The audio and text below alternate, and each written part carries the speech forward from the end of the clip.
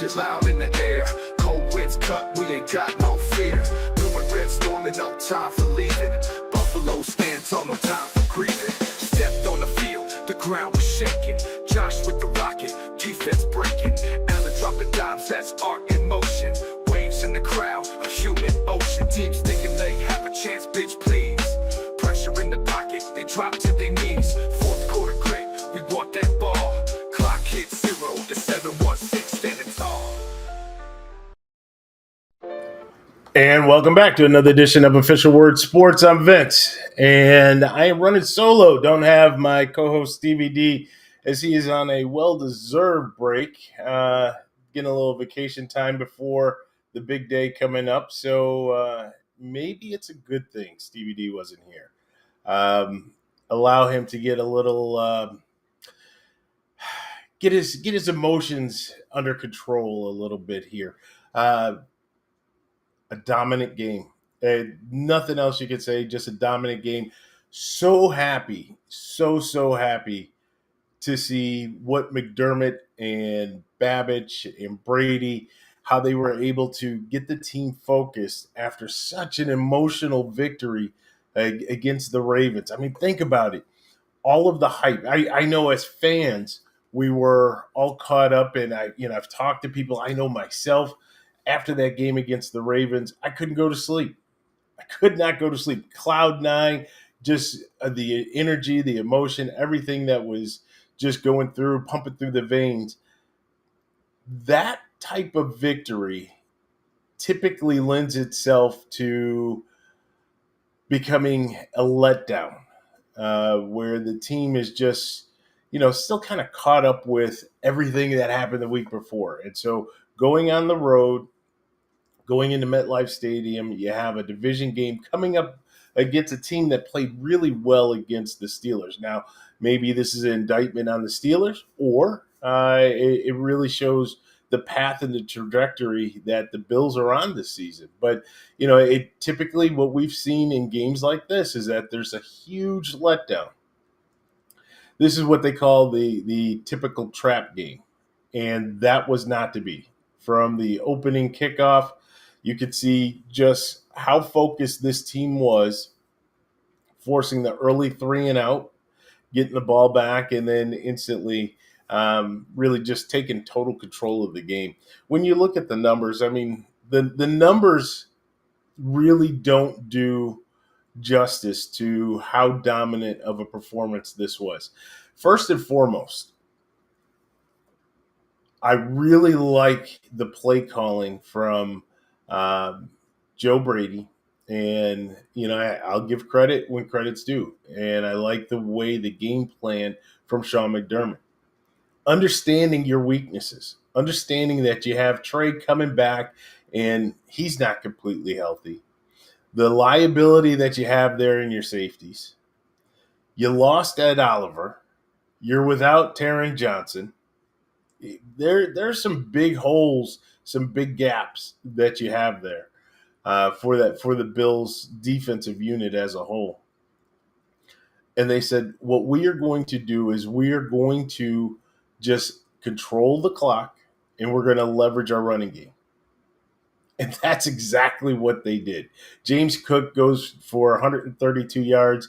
They made a joke at he was 97 yards at the end of the first half after that amazing 44-yard run. But they just kept pounding the ball and just running the clock.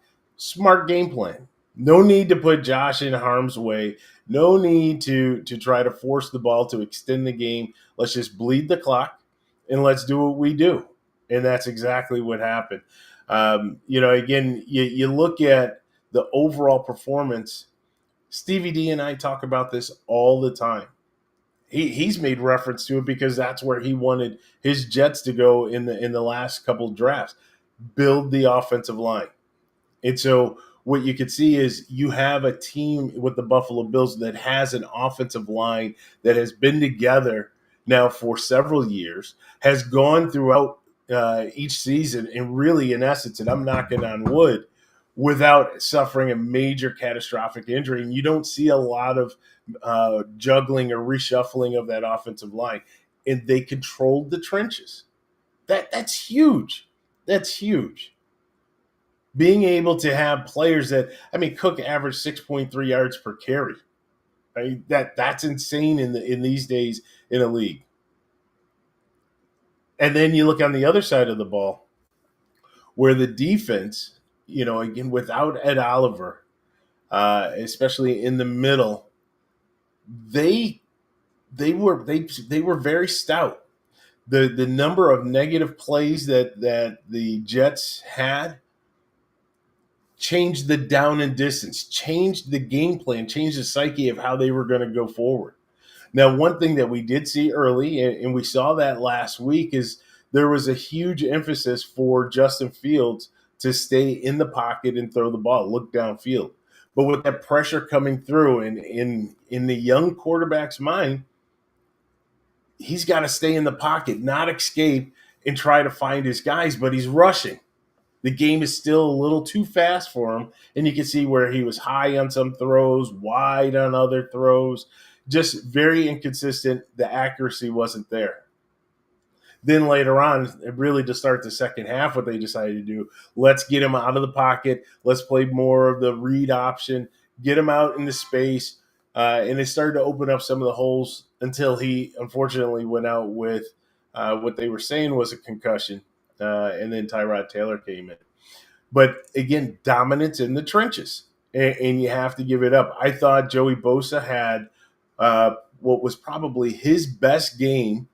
It's only two games in, but definitely his best game. And if that's the type of production that we're going to get, we didn't get that from Von Miller over the last year and a half when he came back from the injury.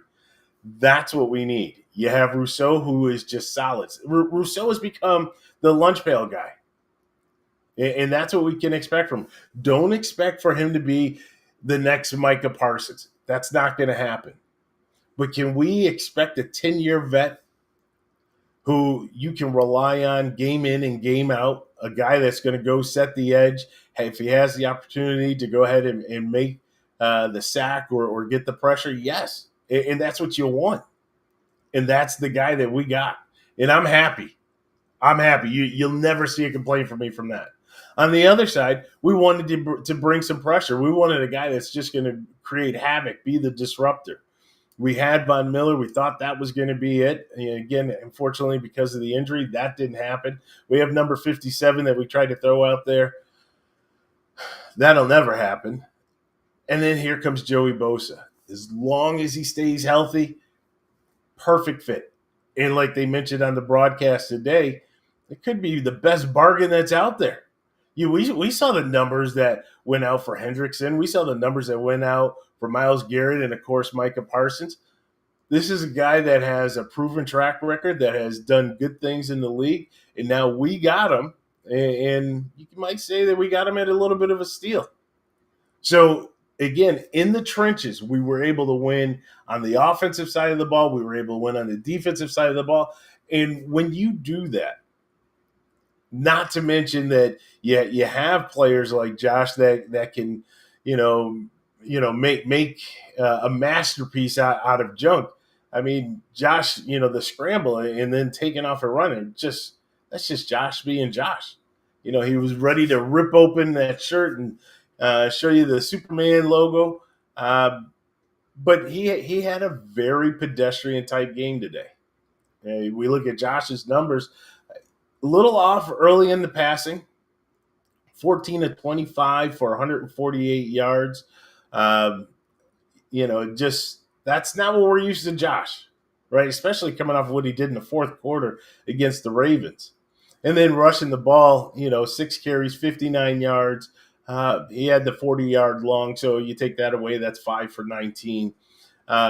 Again, not typical of Josh, but he did what he needed to do to put the team into the right space, into the right position to help lead this team to victory. So there's no complaints, right? This was what by all measures, this is exactly what Bills fans needed this week. Last week, we were riding the roller coaster of emotions and then ending up with that high.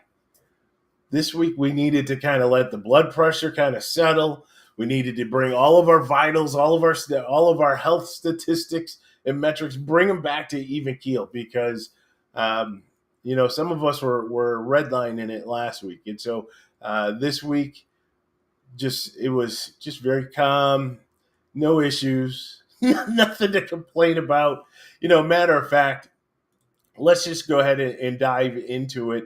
When we start looking at, what went well and what were some of the things that you really appreciated from the Buffalo Bills. When I talk about some of my big keys for the game, I often say, don't fall into the trap, right? So we talked about that coming off of a wave of emotions in the game against Baltimore, playing a Jets team that is still on the rise. They're not there yet, obviously, but they are definitely making improvements with the team, starting from the head coach on down to both offensively and defensively. But they're not there yet. In this type of game, that could be a trap. We didn't fall into the trap. The next part that was the good, to dominate without having to have Commissioner Gordon call Superman. That didn't happen. Commissioner Gordon is for Batman, but that didn't happen. We didn't have to make the call for Superman. We didn't have to do that. Josh could play a pedestrian game, something I will talk about a little bit. The good, James Cook, just dominating on the ground again. Now, I don't think I hear all that buzz and all that noise talking about Cook holding out. I don't hear that. And then the battle in the trenches. Again, things that we've talked about. Being able to control the offensive side and the defensive side of the ball. Again, my man Stevie D talks about it all the time, and we both are in total agreement with this. I don't care if you're in spread. I don't care if you're running 22. It doesn't matter. The formations don't matter. It is what happens in the trenches. And without that, then you start to be exploited in other areas. And so for us as the Bills to be able to control that was huge. That was huge. Oh, look who's here. Again, unable to be a part of the live stream, but he's still there. Our man Stevie D. Again, Stevie D, we miss you, but enjoy yourself. Well deserved. Enjoy that time. And not sure if you caught the very beginning, but this is probably good. This is therapeutic. Just enjoy your surroundings. Let that be, your yin and yang. Get yourself back there. And then Joey. Hey, Joey. Long time no see. The Jets hurt themselves a lot today. I agree with you, Joey. That's a big part of the conversation, right? You talk about a huge third down play that turns into a first down because Michael Clemens decides that he's going to go headhunting. And let me just, when Stevie D comes back, we have got to have this conversation. In my opinion, maybe it was a little bit too much of a rush to judgment to release a guy who fumbled the ball. Granted, I think he had two fumbles. One, he wasn't aware of the situation where the ball came out. Yeah, that's bad. And the other on the kickoff that ultimately was their undoing in that game against the Steelers. Maybe you bench the guy. But I'm going to tell you, this Michael Clemens guy, I can't say what Michael Clemens does in other games. Even though I watch the Jets, I don't focus on him as much. I focus on him really in the Bills game because of the beef that he has with Deion Dawkins. That's for sure. But let me tell you, every time I see him do something, it always seems like he's doing something that is hurting the team. Now, Stevie D can speak to the other 16 games or the other 15 games that the Jets have and whether or not, there's a pattern there. But you could definitely see Aaron Glenn on the sideline after that penalty. He was livid, which he should be, which he should be. Because it's things like that, like Joey said, that are hurting yourself. You're hurting the team. And there were other penalties that were out there that, holding penalties, you're going to get that, but just, guys, it's time and situation. And the Bills were certainly fortunate to be benefactors of those. And I'll take that all day. I will absolutely take that all day. Um, I think Buffalo got away with one. The one on the Justin Fields on the slide where Cole Bishop hit him. Now, it was ticky-tack. But I will say this. If 17 was wearing green, that would have been called. If 15 was wearing green, that would have been called. Sometimes it's just who is the name on the back of the jersey that is really the determining factor. And we've seen it as Bills fans. We have absolutely seen it with Patrick Mahomes. And, you wonder, how does this guy get, all these different calls, and we're waiting to get the call? Well, getting an MVP trophy will definitely afford you the ability to get some of those calls that are out there. Josh has become Madison Avenue. And so we're going to see a lot more of those calls and being benefactors of those calls, where Justin Fields right now, he is a journeyman. You have to call it what it is right now. I think he's in a good situation. And I think with more time under center and maturation, I'm sure he will become a good quarterback in the league. I don't know where his ceiling is, and so I don't want to be too presumptuous, but I think he would be definitely a good starting quarterback, has that ability to be. But right now, Justin's not going to get those calls. It just is not going to happen. Right, wrong, or indifferent, it is what it is. It's the way the league is. As a Bills fan, we've gone through that. We've seen that way too many times, where you have to get beat up and beat up and beat up some more before you actually get recognized and you start getting those calls and things go your way. I want to continue, though, with Michael Clemens. Not only the bad play. Now, we have a little text, a little chat, and I kind of was going off a little bit. I know my man Stevie D is on vacation, and the other party, I didn't see if he actually responded or saw it to respond. But this guy, I'm done. I really am. I'm done with the nonsense. I don't know if you're trying to be a tough guy. I don't know if you just run red line just because you're playing the Bills. I don't know, but I know I'm getting tired of it. I'm getting tired of the battles that are unnecessary with Dawkins, going for the knee, going for the leg, unnecessary. Now, we didn't see that this game, or at least it didn't come out. When we watched the all 22, maybe we can pay closer attention to that. But then you got, Josh, he ends up breaking Josh's nose, or we're waiting to see if Josh's nose was completely broken. Just unnecessary, and it's always that guy. It is always that guy. And I'm really waiting on Dion or Spencer Brown. We know Spencer likes to get in the middle of things. I'm waiting for one of these guys. I sent over the meme from Karate Kid, if you remember, when John Crest said, "Sweep the leg." I sent that over. It's time. It's time.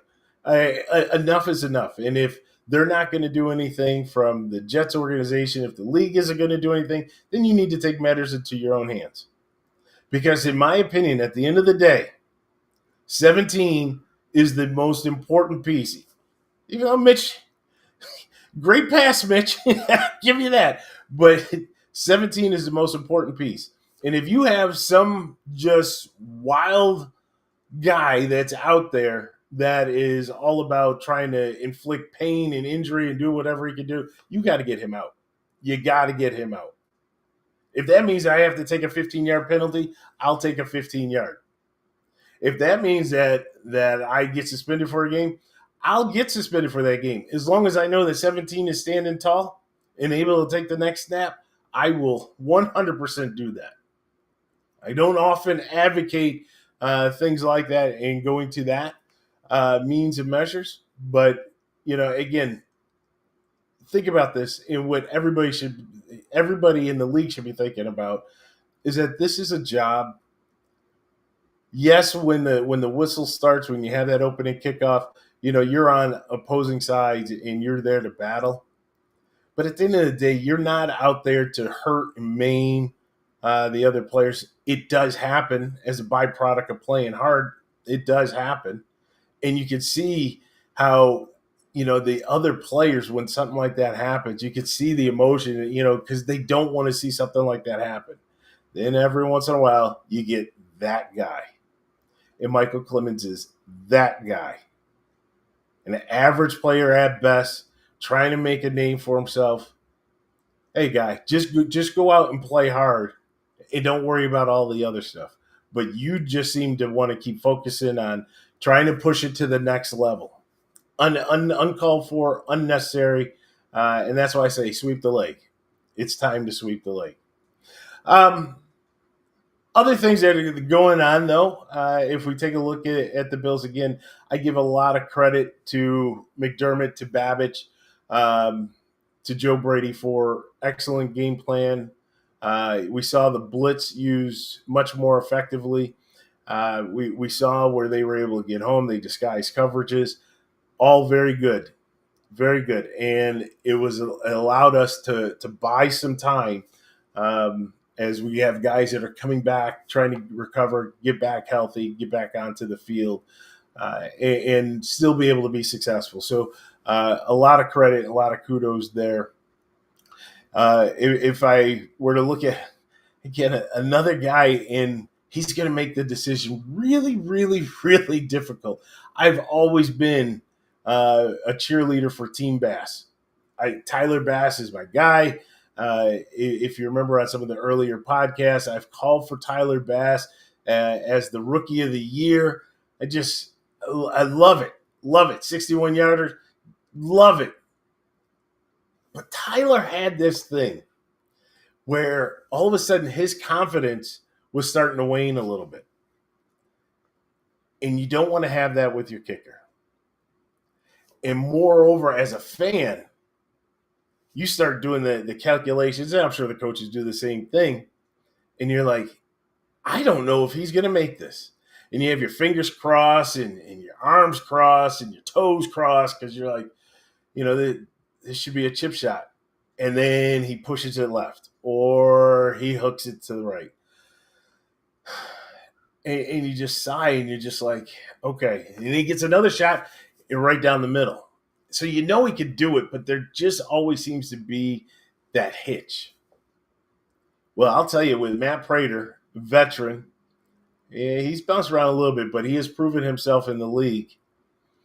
He's going to make it really difficult for the Bills when Tyler is ready to come off of IR. He's going to make it very difficult because if he continues the way that he's going, I think that we're going to have a conversation with Mr. Bass.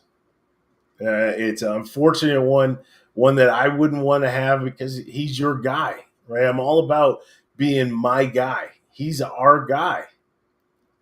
But in as much as he is our guy, we're talking about somebody that is not delivering. And here we go. Prater right now is 6 for 6 in the field goal department. 6 for 6. Knocked home a 52-yarder today. So he's got the leg to extend it to the 50s. Maybe not the 61 like Bass did, or the kicker for the Cowboys to take him to overtime today. Hit like a 65-yarder. Maybe not like the kid in Jacksonville like hit a 70. I'm not worried about that. I got Allen and I got Cook that's going to get me into position so that at least we're kicking a 40, maybe a 50-yarder. And if I have a guy who's back there who could consistently knock that home, I can put points on the board. And if I don't have to have heart palpitations, if I don't have to worry about, just praying and closing the eyes and hoping that the wind and all the different factors don't come into play to push that ball, where it shouldn't go. And I know that this guy can account for everything and put it through. That's the guy that I want. That's the guy that I need. Again, I know it's early, small sample size. We're only 2 games in. But right now, if you were to ask me any kick on the field, yeah, go ahead and bring him in. I'm good. And if it gets past 55, 56, I'm fine with that. If he were to come up short, I'm okay with that. Right? The expectation level is not as high. But when it comes to anything within that, 49, 30 to 49 yard range, I know that he's going to bang it through. That's my guy. And it's the oddest thing is when we look at the kickers this year, having a conversation with a few folks today, when you look at the kickers this year, it seems like the majority of the kickers can make anything past 55. They're good. But they can't make extra points. They can't make a 30-yard field goal. Just the most bizarre thing that's out there. Anyways, we had Cameron Johnson come in, a new punter that came out there. It is what it is, I guess. I guess it if anything, it says maybe you shouldn't have given up on Matt Arezia. Just putting it out there. I think you gave up on him too quick, and I think that giving up on Arezia, now you're scrambling to try to find a replacement. There is another name, though, that I do want to bring out and make sure that we acknowledge, and that was the practice squad signing of Zion Logue. Zion Logue. Guy had one heck of a game. One heck of a game, especially just being called up from the practice squad. You think about what he did up there. He was a complete disruptor. That's what we were looking for out of our 2nd round pick and our 3rd round pick and our 4th round pick. Right, we drafted all these guys, and here this guy comes in and is just. I mean, he's pushing the pocket. That's exactly what I would expect. He's putting his hand on the ball, trying to create strips. That's what I would expect. This guy played one heck of a game. And I'm sure in the locker room today, he's given a game ball because what he did out there did not go unnoticed. Did not go unnoticed. And it's type of plays like that. Again, we saw in Hard Knocks or in the preseason, Jimmy Churlo making plays like that get noticed by the coaching staff. That's what Buffalo Joe Andreessen, that's what he was doing 2 years ago, making plays, and coaches are paying attention to what's happening, what's going on. And so you keep doing something like that, Zion, yeah, you'll have some longevity here with the Buffalo Bills because that type of effort, that type of performance does not go unnoticed. Now, you're going to have to stack them. You're going to have to stack them. We got Miami next week. We have the Saints after that, New England after that. You got to stack those. You got to keep stacking those. But we'll see.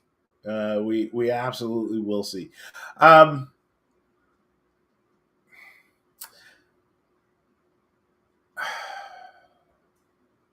don't like to keep hammering. I really don't. We got to figure out our secondary. We masked the deficiencies in the secondary with ball control, being able to score, putting the pressure, forcing the Jets to play from behind and play catch up. Never a good situation. I know we didn't like to be in that, right? But never a good situation. But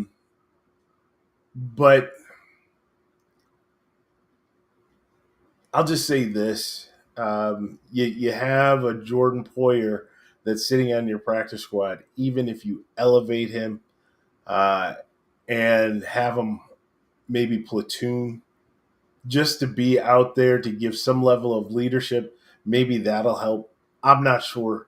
But I can tell you right now, there's very little confidence out there with our safeties. Just don't have it. Just don't have it. So Okay, so what's next? It's a short week. Everybody be prepared for the Thursday night game against the Dolphins. Don't know if we're going to have a rapid reaction. I'm going to let you know now because I was struggling after that Ravens game. So here's another night game. But, we have the Dolphins at home. Dolphins are a mess. Just call it what it is. They are a mess.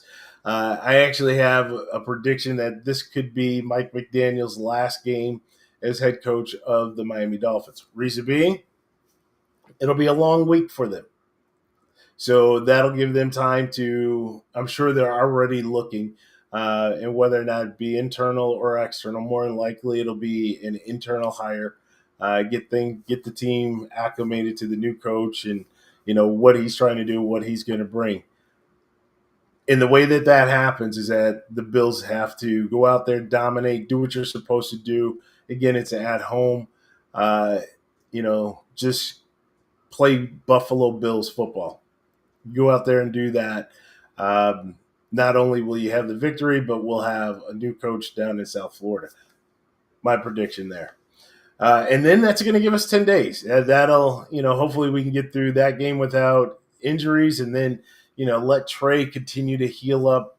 Cam Lewis, we'll see what happens there. Let Josh's nose get good because definitely was struggling. You can see Josh was doing a lot of mouth breathing because he couldn't breathe through the nose. So let Josh get healthy out there and then be ready to come back because in a weird schedule, we're going to have like that mini bye week after the Dolphin game.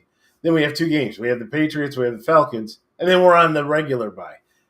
Out of the whole schedule, love the schedule. I've talked about it ad nauseum. Love the schedule. But the bye is too early for me. Just way too early. I need that bye like week 10.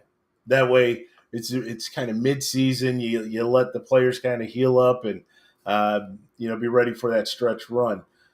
But we're going to have almost back-to-back bye weeks here. But again, we're starting out with guys that need to get healthy, need to rest, get that rest. Any of those little minor nicks and injuries that they have, get those taken care of. So we'll see what comes out of there. But I think that's going to wrap this one up. Again, a nice, easy, calm, rapid reaction. No banging on desks, no banging on tables, no throwing remotes. TV is still in good shape, as I can see over there. So being able to get through this game, again, relatively healthy. We'll see what happens with Josh's nose. But the way he was able to finish the game, I don't think there's much concern there. We'll see what about Cam Lewis. Glad to see Trey was able to finish the game and make some big plays too. So, again, a good game. Something that's going to allow us to go to sleep with a smile, not have to stay up late on any type of high or low. And now we're off to the Thursday night game.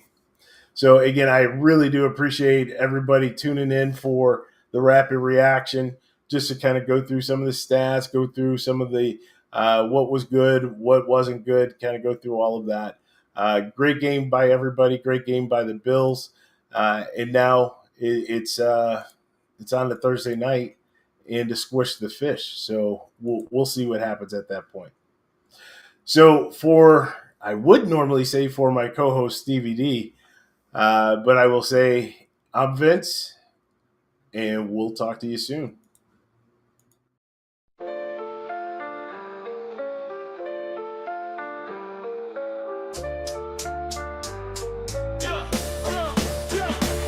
It's OWSPORTS rapid reaction. Heart stay pumping. Bills on the rise and just stay running. No chill thrill. Leave the crowd humming. Buffalo's back. Hell yeah, the storm keeps coming. Bills Mafia cheers is loud in the air. Cold winds cut. We ain't got no fear. Blue and red storming. No time for leaving. Buffalo stands tall. No time for grieving. Stepped on the field. The ground was shaking. Josh with the rocket. Defense breaking. Allen dropping dimes. That's art in motion. Waves in the crowd. A human ocean. Teams thinking they have a chance. Bitch, please. Pressure in the pocket. They drop to their knees.